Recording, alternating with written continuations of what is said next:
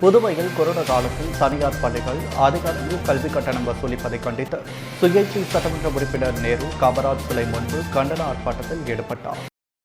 புதுச்சேரியில் கொரோனா காலத்திலும் ஆன்லைன் வகுப்பு மூலம் அனைத்து தனியார் பள்ளிகளும் வகுப்புகள் நடத்தி வருகிறது. மேலும் முழுமையான கட்டணம் செலுத்தாத மாணவர்களுக்கு ஆன்லைன் வகுப்புகள் நடத்தப்படவில்லை என்றும் கூறப்படுகிறது.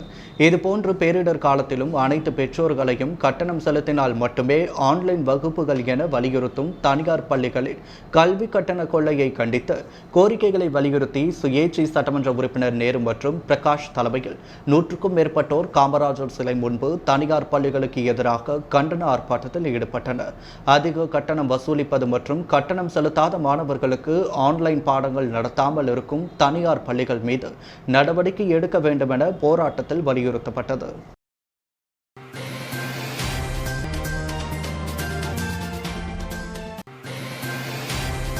நெல்லித்தோப்பு தொகுதி சட்டமன்ற உறுப்பினர் விவிலியன் ரிச்சர்ட் ஜான்குமார் பிறந்த நாளை முன்னிட்டு பல்வேறு இடங்களில் அன்னதானம் வழங்கப்பட்டது. புதுச்சேரி நெல்லித்தோப்பு தொகுதி சட்டமன்ற உறுப்பினர் விவிலியன் ரிச்சர்ட் ஜான்குமார் பிறந்த நாளை புதுச்சேரி காமராஜர் நகர் தொகுதியைச் சேர்ந்த அவரது ஆதரவாளர்கள் மிக சிறப்பாக கொண்டாடினர். புதுச்சேரி காமராஜர் நகர் தொகுதிக்குட்பட்ட சுதந்திர பொன்விழா நகர் ஆட்டோ நிறுத்துமிடம் அருகில் சுதந்திர பொன்விழா நகர் குடியிருப்போர் நலவாழ்வு சங்க தலைவர் எட்வர்ட் சார்லஸ் மற்றும் பத்திரிகையாளர் முனியன் ஆகியோர் தலைமையில் ஏழை மக்களுக்கு அன்னதானம் ஏற்பாடு செய்யப்பட்டிருந்தது. இந்த நிகழ்ச்சியில் இன்று பிறந்தநாள் கொண்டாடும் நெல்லித்தோப்பு தொகுதி சட்டமன்ற உறுப்பினர் விவிலியன் ரிச்சர்ட் ஜான்குமார் சிறப்பு விருந்தினராக கலந்து கொண்டு அருகில் உள்ள ஏழை மக்களுக்கு அன்னதானம் வழங்கி விழாவை சிறப்பித்தார். இந்நிகழ்ச்சிக்கான ஏற்பாடுகளை சுதந்திர பொன்விழா நகர் தலைவர் எட்வர்ட் சார்லஸ் மற்றும் பத்திரிகையாளர் முனியன் ஆகியோர் மிக சிறப்பாக செய்திருந்தனர்.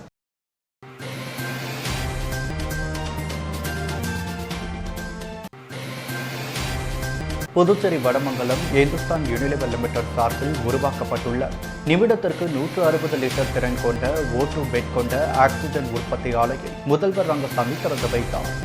புதுச்சேரி சுகாதாரத்துறையின் வழிகாட்டுதல் அடிப்படையில் புதுச்சேரியில் பல வகை தொழிற்சாலைகளை கொண்டுள்ள உலக நம்பர் 1 FMCG நிறுவனமான இந்துஸ்தான் யூனிலிவர் லிமிடெட் வடமங்கலம் புதுச்சேரியில் புதியதாக நிமிடத்திற்கு 160 லிட்டர் திறன் கொண்ட O2 பெட் கொண்ட ஆக்சிஜன் உற்பத்தி ஆலையை புதுச்சேரி அரசு மார்பு நோய் மருத்துவமனையில் உருவாக்கியுள்ளது. கோவிட் நோயாளிகளுக்கு அந்த வசதியில் 25 படுக்கைகளுக்கு தொடர்ந்து மருத்துவ ஆக்சிஜனை வழங்கும் திறன் இந்த கட்டுமானத்தில் அமைக்கப்பட்டுள்ளது.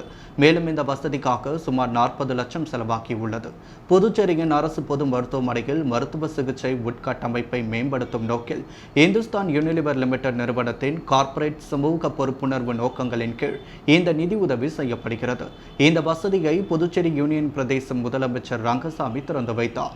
சுகாதாரத்துறை செயலர் டாக்டர் அருண் மற்றும் இயக்குனர் டாக்டர் மோகன்குமார் மற்றும் இந்துஸ்தான் யூனிலிவர் லிமிடெட் அதிகாரிகள் CS வேலு, தொழிற்சாலை தலைவர் ராம்குமார், தொழிற்சாலை பொறியாளர் விக்னேஸ்வர் ஹெக்டே, மனிதவள மேலாளர் மற்றும் நிறுவனத்தின் பிற அதிகாரிகள் இந்நிகழ்ச்சியில் கலந்து கொண்டனர்.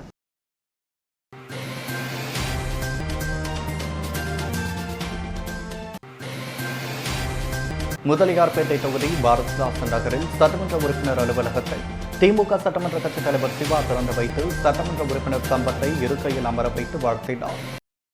புதுச்சேரி முதலியார்பேட்டை தொகுதி பாரதிதாசன் நகரில் சட்டமன்ற உறுப்பினர் அலுவலகம் அமைக்கப்பட்டுள்ளது. இதன் திறப்பு விழா நேற்று காலை நடைபெற்றது.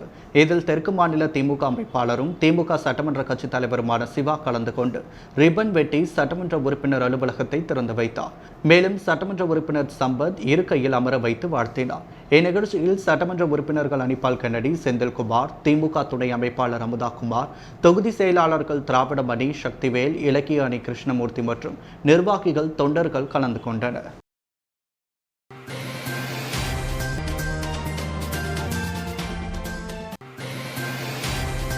கொரோனா காலகட்டத்திலும் தனியார் பள்ளிகளின் கல்வி கட்டண கொள்கையை கண்டித்து புதுச்சேரி அரசு தனியார் பள்ளிகளை கண்காணித்து நடவடிக்கை எடுக்க வேண்டும் என புதுச்சேரி மாநில திமுக சார்பில் புதுச்சேரி பள்ளிக்கல்வித்துறை முன்பு ஆர்ப்பாட்டம் நடைபெற்றது. இந்த ஆர்ப்பாட்டத்திற்கு திமுக சட்டமன்ற கட்சித் தலைவர் சிவா தலைமை தாங்கி இப்போராட்டம் குறித்து திமுக சட்டமன்ற கட்சித் தலைவர் சிவா செய்தியாளர்களிடம் கூறுகையில், புதுச்சேரியில் உள்ள தனியார் பள்ளிகள் இந்த கொரோனா காலத்தில் மக்கள் வேலையில்லாத சூழ்நிலையில் உயர்நீதிமன்ற அறிவுரையை மீறி அதிக தொகையை கட்டணமாக வசூலிக்கின்றது. தனியார் பள்ளிகள் அதிக கட்டணம் வசூலிப்பதை தடுக்கும் வகையில் உயர்நீதிமன்றம் குழு அமைக்க பரிந்துரைத்துள்ளது.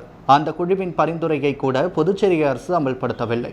இந்த குழு பரிந்துரைத்திருக்கும் கட்டணத்தை விட 5 மடங்கு கூடுதலாக தனியார் பள்ளிகள் கட்டணம் வசூலிக்கிறது. தற்பொழுது ஆன்லைன் மூலம் மட்டுமே வகுப்புகள் நடைபெறுவதால் 50% கட்டணமே வசூலிக்க வேண்டும். ஆனால் தனியார் பள்ளிகள் முழு கட்டணத்தை வசூலித்ததுடன் அடுத்த ஆண்டிற்கான கட்டணத்தையும் செலுத்த வலியுறுத்தி வருகிறது. கல்வி கட்டணத்தை செலுத்தாமல் இருக்கும் மாணவர்களுக்கு ஆன்லைன் வகுப்புகளை நிறுத்துகிறது. இதனால் மாணவர்களும் பெற்றோர்களும் மன உளைச்சலுக்கு ஆளாகியுள்ளனர். மத்திய அரசின் கல்வி உரிமை சட்டத்தை அமல்படுத்தினால் புதுச்சேரியில் உள்ள தனியார் பள்ளிகளில் 25% இடங்கள் ஏழை எளிய மாணவர்களுக்கு கிடைக்கும். இந்த சட்டத்தை அமல்படுத்த தடுப்பது யார்? கல்வி உரிமை சட்டத்தை அமல்படுத்த வேண்டும் என்று திமுக பல காலமாக வலியுறுத்தி வருகிறது. கல்வி கட்டணத்தை செலுத்த பெற்றோர்களை நிர்பந்திப்பது, கட்டாத மாணவர்களுக்கு ஆன்லைன் வகுப்புகளை நிறுத்துவது, கட்டண விவகாரத்தில் உயர்நீதிமன்ற தீர்ப்பை மதிக்காமல் இருப்பது ஆகியவைகளுக்காக தனியார் பள்ளிகளுக்கு புதுச்சேரி அரசு நல்ல பாடத்தை கற்பிக்க வேண்டும். பள்ளிகளில் ஆய்வுக்கூடம், விளையாட்டு திடல், சுகாதாரமான குடிநீர், சுகாதாரமான கழிப்பிடம் உள்ளிட்ட என்னென்ன வசதிகளை மாணவர்களுக்கு செய்து தர வேண்டும் என்று பள்ளி கல்வித்துறை சட்டத்தில் கூறப்பட்டுள்ளது. குழுவும் அதன்படிதான் கட்டணத்தை பரிந்துரை செய்துள்ளது. ஆனால் சட்டத்தின்படி வசதிகளை செய்து தராத பள்ளிகளும் அதிக கட்டணம் வசூலிக்கின்றது. குழு பரிந்துரைத்த கட்டணத்தை வசூலிக்க ஏன் பள்ளிகளில் நடைமுறைப்படுத்தவில்லை? அதிக வசூலை ஏன் கண்டிக்கவில்லை? அமைச்சரவை முழுமையாக பொறுப்பேற்காத நிலையில் இந்த போராட்டத்தை ஏன் நடத்துகின்றீர்கள் என திமுகவை நீங்கள் கேட்கலாம். இந்த ஆட்சியில் முழு அமைச்சரவையும் எப்பொழுது அமையும் என்பது தெரியாமல் உள்ளது. இதை வாய்ப்பாக பயன்படுத்தி தனியார் பள்ளிகள் வேக வேகமாக அதிக கட்டணத்தை வசூலித்து வருகின்றது. இதனால் மக்கள் பாதிக்கப்படுவதை தடுத்து புதிய முதல்வர் நல்ல தீர்வை காண்பார் என நினைக்கிறோம் என தெரிவித்துள்ளார். இதில் சட்டமன்ற உறுப்பினர்கள் அனிபால் கன்னடி, சம்பத், செந்தில்குமார் மற்றும் கோபால் ஆகியோர் முன்னிலை வகித்தனர். இப்போராட்டத்தில் மாநில கழக துணை அமைப்பாளர் அமுதா குமார், பொருளாளர் சந்த்குமாரவில், தலைமை செயற்குழு உறுப்பினர் தைரியநாதன், இளங்கோவன், பொதுக்குழு உறுப்பினர்கள் வேலவன், அருட்செல்வி மற்றும் தொகுதி செயலாளர்கள் உருளைன்பேட்டை சக்திவேல், உப்பளம் சக்திவேல், பாண்டு ஹரிகிருஷ்ணன், திராவிட மடி ராமசாமி மற்றும் கலியமூர்த்தி, சுந்தரமூர்த்தி, அணிகளின் அமைப்பாளர் முகமது யூனுஸ், மணிமாறன், அகஸ்டின், சித்து மற்றும் ராமகிருஷ்ணன், மதனா, செல்வநாதன், அன்பழகன், துணை அமைப்பாளர்கள் சுந்தரமூர்த்தி, செயராஜ், பாகூர் நிர்வாகிகள், முன்னாள் கோப்பா துணைத் தலைவர் தவமுருகன், மாணவர் அணி கீர்த்தி, காட்டுக்குப்பம் பார்த்திபன், மதிகிருஷ்ணாபுரம் சிவா, இருளஞ்சந்தை கிருஷ்ணமூர்த்தி, உருளைன்பேட்டை நிர்வாகிகள் சசிகுமார், விஜயகுமார், வெங்கட், சரவணன், தாமரை கண்ணன், இளங்கோவன், வடிவேலு, முருகன், முத்து மற்றும் ராஜேஷ், குரு, ரஃபிக், அந்தோனி, கருணாகரன் உள்ளிட்டோர் கலந்து கொண்டனர்.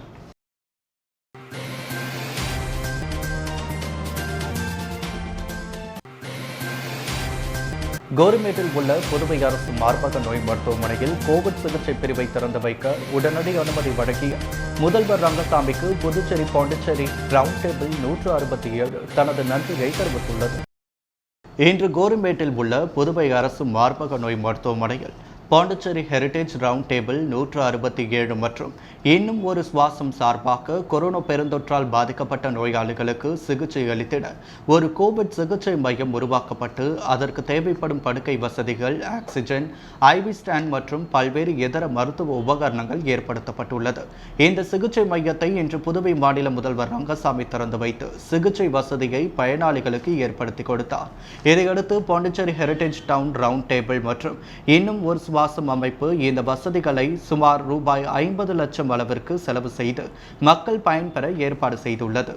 முதல்வர் இந்த கோவிட் சிகிச்சை பிரிவை திறந்து வைக்க உடனடியாக அனுமதி தந்ததை அடுத்து அவருக்கு பாண்டிச்சேரி ஹெரிடேஜ் ரவுண்ட் டேபிள் தனது நன்றியை தெரிவித்துள்ளது.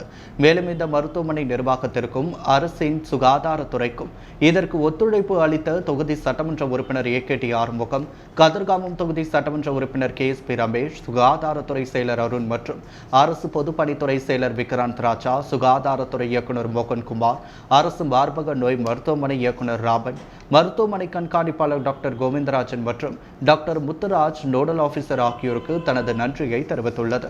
இந்த சிகிச்சை பிரிவில் பயன்பெறுவோருக்கு பெரிதும் உதவிகரமாக இருக்கும். புதுவை அரசின் முயற்சியுடன் சேர்ந்து தங்களுடைய பங்களிப்பும் ஒரு சமூக கடமையை தாங்கள் ஆற்றியுள்ளதாக பெருமை கொள்கிறோம். இந்த பிரிவில் சிகிச்சை பெறும் நபர்களுக்கு hospital bed and care, bedside table, crash cart மற்றும் nebuliser suction machine, oxygen concentrator, IV stand, portable X-ray machine, ECG machine, refrigerator மற்றும் stainless steel wheel chair, BP apparatus, pulse oximeter, needle destroyer, glucometer போன்ற வசதிகளும் ஏற்படுத்தி தரப்பட்டுள்ளது.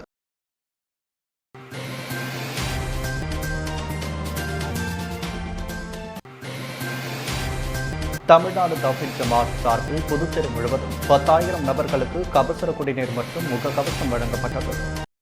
புதுச்சேரி தௌஹீத் ஜமாத் புதுச்சேரி மாவட்டம் சார்பாக கொரோனாவால் பொதுமக்கள் பாதிக்கக்கூடாது என்பதற்காக அவற்றை முன்னெச்சரிக்கையாக தடுக்கும் வகையில் கபசுர குடிநீர் மற்றும் முகக்கவசம் வழங்கும் நிகழ்ச்சி நடைபெற்றது.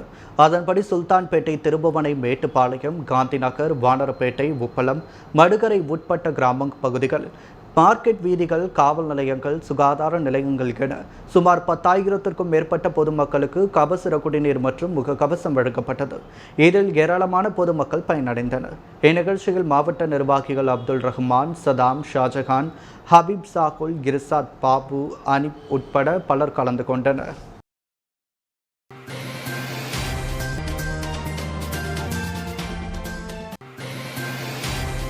பாகூர் கொம்யூன் பெரிய கன்னிக்கோவில் வண்ணாதீஸ்வரர் உடனுரை ஸ்ரீ பச்சைபாழியம்மன் ஆலய வளாகத்தில் பாஜக சார்பில் பொதுமக்களுக்கு அன்னதானம் வழங்கும் நிகழ்ச்சி நடைபெற்றது. முன்னாள் விவசாய அணி தலைவர் பத்மநாபன் தலைமையில் நடைபெற்ற நிகழ்ச்சிக்கு மாநில எஸ்சி அணி துணைத் தலைவர் ரவி என்கின்ற ஐயனார், தொகுதி பொதுச் செயலாளர் சிவராமன், ஆறுமுகம் ஆகியோர் முன்னிலை வகித்தனர். சிறப்பு அழைப்பாளராக பாஜக மாநில துணைத் தலைவர் செல்வம் கலந்து கொண்டு பொதுமக்களுக்கு அன்னதானம் வழங்கினார். மேலும் இந்த நிகழ்ச்சியில் பாஜக பிரமுகர்கள் விஜயகுமார், மணி, மாவட்ட துணைத் தலைவர் தமிழரசன், ரமேஷ், தவமணி, ராமதாஸ், ஆனந்தகுமார், பழனிவேலு உள்ளிட்ட பலர் கலந்து கொண்டு நிகழ்ச்சியை சிறப்பித்தனர்.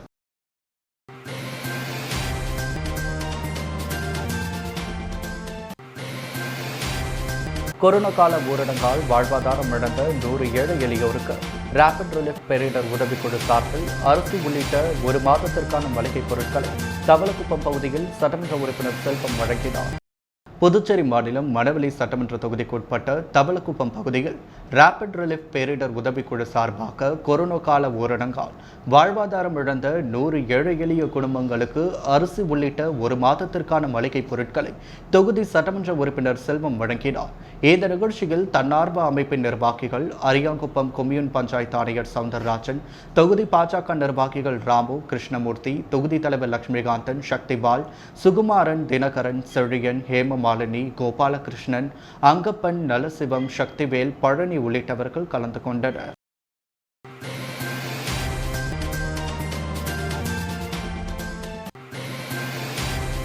புதுச்சேரி சபாநாயகர் தேர்தலில் தேசிய ஜனநாயக கூட்டணி சார்பில் மணவெளி தொகுதி பாஜக சட்டமன்ற உறுப்பினர் ஏம்பலம் செல்வம் வேட்புமனு தாக்கல் செய்தார். புதுச்சேரி சபாநாயகர் தேர்தல் வரும் 16ஆம் தேதி நடைபெற உள்ளது.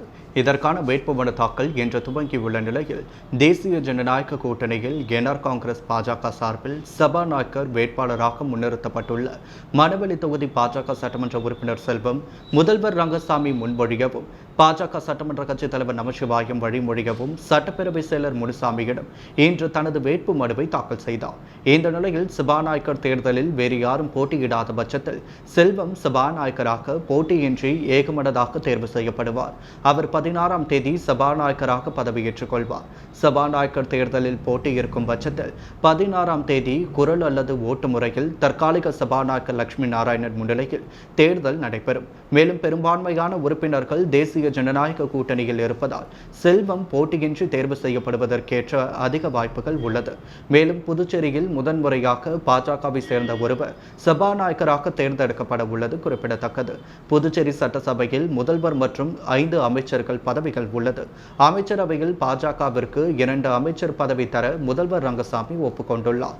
ஆனால் அமைச்சர்கள் பட்டியலை பாஜக இன்னும் முதல்வரிடத்தில் வழங்காததால் அமைச்சரவை விரிவாக்கம் செயல்படாமல் உள்ளது. சபாநாயகர் வேட்புமனு தாக்கல் முடிந்துள்ள நிலையில் அமைச்சர் பட்டியலை முதல்வர் ரங்கசாமியிடம் பாஜக இன்று வழங்க திட்டமிடப்பட்டுள்ளது. இந்த பட்டியலோடு என்ஆர் காங்கிரஸ் அமைச்சர்கள் 3 பெயரின் பட்டியலும் சேர்ந்துள்ளது. கவர்னருக்கு முதல்வர் ரங்கசாமியும் அனுப்ப உள்ளார். அமைச்சர்கள் பட்டியல் உடனடியாக கவர்னரின் கையெழுத்து பெற்று மத்திய உள்துறை அமைச்சகம் வாயிலாக ஜனாதிபதியின் ஒப்புதலுக்கு அனுப்பி வைக்கப்பட உள்ளது. இதற்கு ஜனாதிபதி ஒப்புதல் கிடைத்ததும் சபாநாயகர் பதவியேற்பு முடிந்த கையோடு 16ஆம் தேதியே அமைச்சர்கள் பதவி ஏற்க உள்ளதாக கூறப்படுகிறது.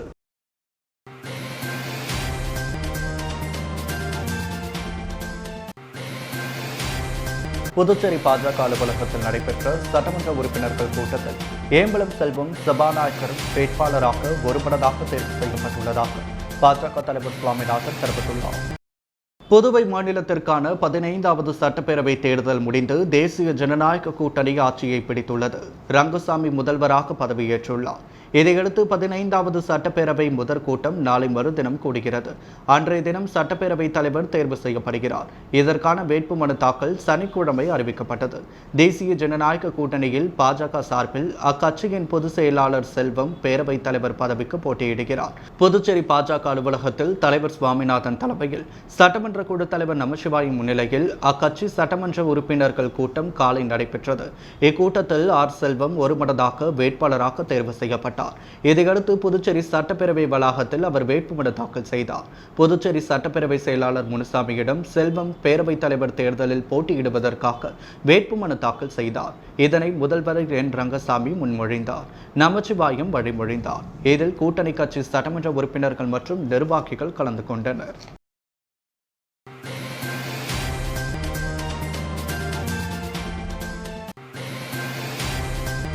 புதுச்சேரி எஸ்.வி. பட்டேல் சாலையில் புதியதாக கட்டி முடிக்கப்பட்ட ஜிப்மர் நகர சுகாதார மைய திறப்பு விழா நடைபெற்றது. இவ்விழாவில் முதலமைச்சர் ரங்கசாமி கலந்து கொண்டு புதிய கட்டிடத்தை திறந்து வைத்தார். புதுச்சேரி எஸ்.வி. பட்டேல் சாலையில் ஜிப்மர் நகர சுகாதார மைய திறப்பு விழா நடைபெற்றது. புதுச்சேரியின் சட்டமன்ற உறுப்பினர் லட்சுமி நாராயணன் மற்றும் ஜிப்மர் இயக்குநர் டாக்டர் ராகேஷ் அகர்வால் முன்னிலையில் புதுச்சேரி முதலமைச்சர் ரங்கசாமி குருசுக்குப்பம் ஜிப்மர் நகர்ப்புற சுகாதார மையத்தின் புதிய கட்டிடத்தை இன்று திறந்து வைத்தார். இந்த புதிய 3 மாடி கட்டிடம் தோராயமாக 5 கோடி செலவில் கட்டப்பட்டது.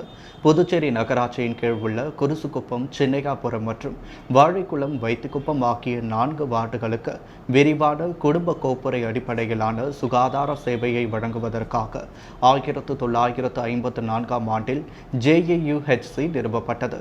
இந்த சுகாதார மையம் பிரதானமாக மீனவர்கள் மற்றும் தினசரி கூலி தொழிலாளர்களின் குடும்பங்களுக்கு சேவை செய்கிறது. இதில் சுமார் 10,000 மக்கள் உள்ளனர். கர்ப்பிணி மற்றும் பாலூட்டும் தாய்மார்களுக்கான சிறப்பு மருத்துவ சேவைகள், 5 வயதுக்கு குறைவான குழந்தைகளுக்கான நோய் தடுப்பு மருத்துவ சேவைகள், உயர் இரத்த அழுத்தம், நீரிழிவு, ஆஸ்துமா, தைராய்டு நோய், மனநல நோய்கள், இதய நோய் மற்றும் இளம் பருவத்தினரை அடையாளம் காணுதல் மற்றும் தொடர் கண்காணிப்பு ஆகியவற்றுடன் அனைத்து வயதினருக்கும் இந்த மருத்துவமனை அனைத்து அத்தியாவசிய சேவைகளையும் வழங்குகிறது. இரத்த சோகை, நீரிழிவு நோய், தைராய்டு நோய், மலேரியா நோயை கண்டறிதல், பின்தொடர்வதற்கான அடிப்படை ஆய்வுகளும் JAUHC வழங்குகிறது. ஜிப்மருடன் கர்ப்பிணி தாய்மார்களுக்கு HIV, சிபிலிஸ் மற்றும் ஹெப்படைட்டிஸ் ஆகியவற்றுக்கான இரத்த பரிசோதனை செய்யப்படுகிறது.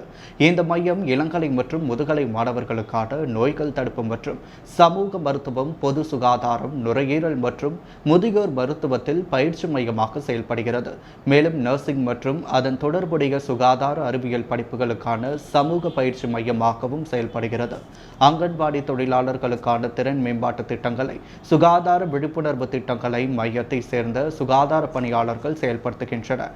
தற்பொழுதைய கோவிட்-19 தொற்று நோய் காலத்தின் பொழுது சந்தேகத்திற்குரிய கோவிட் நோயாளிகளை சோதனை செய்தல், வீட்டில் தனிமைப்படுத்தப்பட்ட நோயாளிகளை கண்காணித்தல் மற்றும் மிதமான மற்றும் கடுமையான நோய் அறிகுறிகள் உள்ளவர்களை ஜிப்மர் மருத்துவமனைக்கு பரிந்துரை செய்தல், ஒருங்கிணைத்தல் போன்ற கோவிட் தொடர்பான நடவடிக்கைகளுக்கு JAUHC-யின் சுகாதார குழு அனைத்து வழக்கமான சேவைகளையும் தொடர்ந்து அளித்து வருகிறது. மேலும் ஜிப்மர் மற்றும் மாநில மருத்துவக் கல்லூரிகள் மற்றும் மருத்துவமனைகளுடன் ஒருங்கிணைந்து செயல்படுகிறது. தற்பொழுது கோவிட்டிற்கு தடுப்பூசி 45 வயதிற்கு மேற்பட்ட அனைவருக்கும், முன்கள பணியாளர்களுக்கும் வழங்கப்படுகிறது. இந்த புதிய கட்டிடத்தில் விஸ்தரிக்கப்பட்ட மருத்துவ ஆலோசனை பகுதிகள் உள்ளது. இதன் மூலம் தினசரி ஆலோசனை மற்றும் மகப்பேறு மருத்துவம், பொது மருத்துவம், உளவியல், கண் மருத்துவம் ஆகிய துறைகளிலிருந்து வருகை தரும் நிபுணர்களுடன் வாராந்திர ஆலோசனை, மேலும் புறநோயாளிகளுக்கு யோகா மற்றும் பிசியோதெரபி சேவைகளை வழங்கவும், பயனாளிகளுக்கு சுகாதார விழிப்புணர்வு அமர்வுகளை தவறாமல் நடத்தவும் உத்தேசிக்கப்பட்டுள்ளது. புற்றுநோய் மற்றும் பிற தொற்று அல்லாத நோய்களுக்கான வீட்டுக்கு வீடு சென்று நோய் கண்டறிதல் விரைவில் துவங்க திட்டமிடப்பட்டுள்ளது.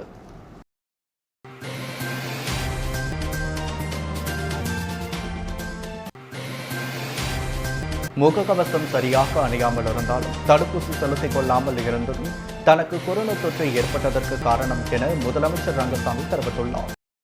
புதுச்சேரி ராஜ்பவன் தொகுதிக்குட்பட்ட பகுதியில் புதியதாக கட்டப்பட்டுள்ள ஜிப்மர் மருத்துவமனையின் நகர்ப்புற சுகாதார நிலையத்தை முதலமைச்சர் ரங்கசாமி திறந்து வைத்து பார்வையிட்டார். தொடர்ந்து நிகழ்ச்சியில் பேசிய அவர், முகக்கவசம் சரியாக அணியாமல் இருந்தாலும் தடுப்பூசி செலுத்திக் கொள்ளாததால் கொரோனா தொற்று ஏற்பட்டதாகவும், ஒரு தடுப்பூசி செலுத்திக் கொள்ளாத காரணத்தால் ஏராளமான ஊசி போட்டுக் கொண்டதாகவும் தெரிவித்தார். மேலும் கொரோனா தொற்றின் 3வது அலை வருவதற்கு முன்பாக அனைவரும் தடுப்பூசி செலுத்திக் கொள்ள வேண்டும் என தெரிவித்துள்ளார்.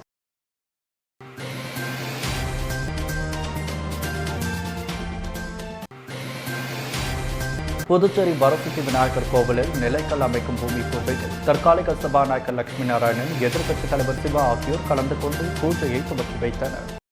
புதுச்சேரி பாரதி வீதி, நேரு வீதி சந்திப்பு, நெல்லுமண்டியில் உள்ள வரசித்தி விநாயகர் கோவிலில் நிலைக்கல் அமைப்பதற்கான பூமி பூஜை நேற்று நடைபெற்றது.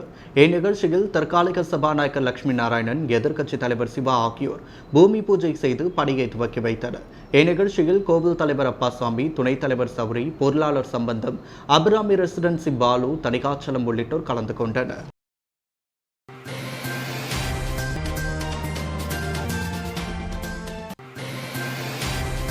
புதுச்சேரி மாநில பாட்டாளி மக்கள் கட்சியின் நகர்ப்புற நிர்வாகி கொரோனா தொற்றால் உயிரிழந்ததை அடுத்து பாமக அமைப்பாளர் முனைவர் தன்ராஜ் சார்பில் அவரது குடும்பத்திற்கு 1 லட்சம் ரூபாய் நிதி உதவி வழங்கப்பட்டது.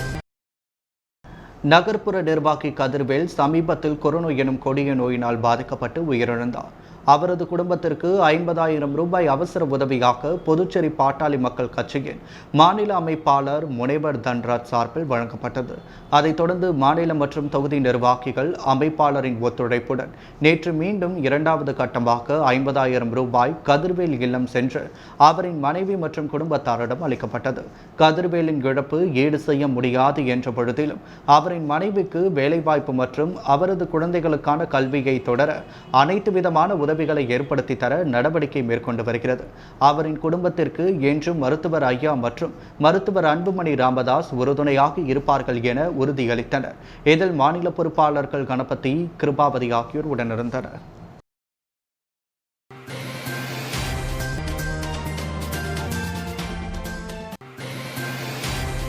புதுச்சேரியில் ஊரடங்கால் பாதிக்கப்பட்ட மக்களுக்கு ஸ்ரீ புட்லாய் அம்மன் ஆலயம் சார்பில் நலத்திட்ட உதவிகள் வழங்கப்பட்டது. புதுச்சேரியில் கொரோனா தொற்று நாளுக்கு நாள் மின்னல் வேகத்தில் பரவி இறப்பு விகிதம் அதிகரித்து வந்தது. தற்பொழுது அறிவிக்கப்பட்டுள்ள இந்த ஊரடங்கு உத்தரவால் தொற்று சற்று குறைய துவங்கியுள்ளது. தொற்றை கட்டுப்படுத்த அரசு பல்வேறு நடவடிக்கைகளையும் ஊரடங்கு போன்ற கட்டுப்பாடுகளையும் விதித்து வருகிறது. இந்த நிலையில் ஜூன் 14ஆம் தேதி வரை ஊரடங்கு நீட்டிக்கப்பட்டுள்ளது. இதனால் பாதிக்கப்பட்ட மக்களுக்கு புதுச்சேரி குயவர்பாளையம் செல்லப்பெருமாள் கோவில் வீதியில் அமைந்துள்ள ஸ்ரீ புட்லாய் அம்மன் ஆலயம் சார்பாக காவல்துறை, துப்புரவு பணியாளர்கள், சுகாதார பணியாளர்கள், ஆலய அர்ச்சகர்கள் ஆகியோருக்கு நலத்திட்ட உதவிகள் வழங்கப்பட்டது. இந்நிகழ்ச்சிக்கு செயலாளர் வரதராஜ் முன்னிலை வகிக்க சிறப்பு விருந்தினராக உருளையன்பேட்டை காவல் ஆய்வாளர் சஜித் கலந்து கொண்டு நலத்திட்ட உதவிகளை வழங்கினார். முன்னதாக ஆலயம் அர்ச்சகர் வெங்கடேசன் தலைமையில் முன்கள பணியாளர்கள் அனைவருக்கும் சிறப்பு பூஜைகள் செய்யப்பட்டது.